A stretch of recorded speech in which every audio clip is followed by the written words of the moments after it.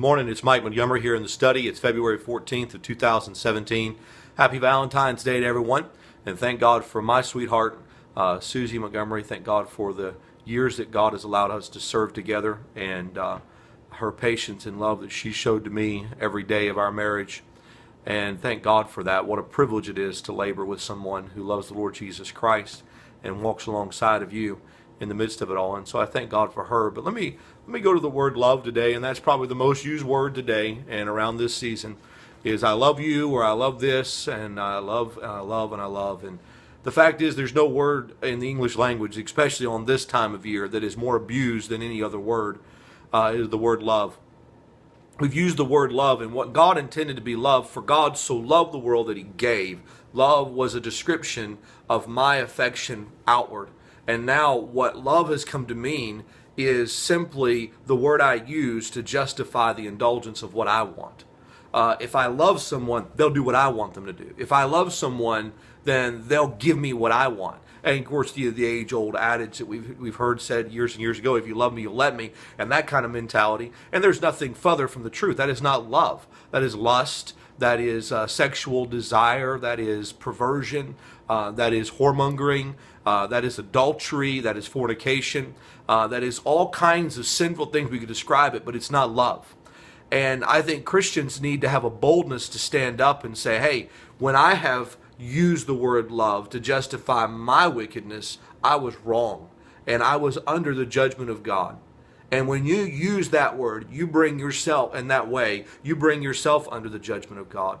We need a revival of understanding the fact that marriage was the only place, and when I say marriage, I mean the union of a man and a woman before God committed for life, is the only place that God intended sexual acts to enter in.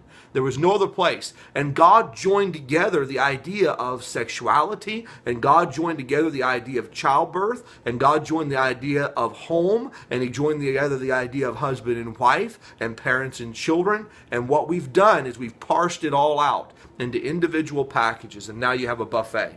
You have a buffet. You can come along and you can pick up some sex when you want it. You can pick up some relationship when you want it. You can pick up some children when you want them. You can pick up, a husband or a wife if you want them later on in life. Wait till you're 30, 40 years old and then do that. And what we used to see is that husbands and wives were the core of a society that even though their union was, yes, it was fulfilling to them, it was always to the benefit of the society around them. It was to the benefit of their children that they unified together. And now we've spread it out on this kind of buffet. And I want to remind you what Jesus said. He said, what God hath joined together, let not man put asunder. And so let me challenge you. Don't use the word love to justify your sinful acts today. Don't use that word.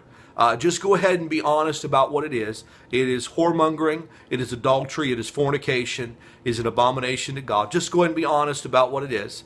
And then I want you to turn to the only one who can take that curse off of you, and that is the Lord Jesus Christ. Turn to him and ask him for the grace that he purchased at Calvary to wash your sins away and to make you white as snow. And then, as he said to the woman taken in adultery, neither do I condemn thee.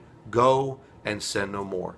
Let me challenge you to do that, and I hope you have a happy Valentine's Day, one that will honor the Lord Jesus Christ. God bless you.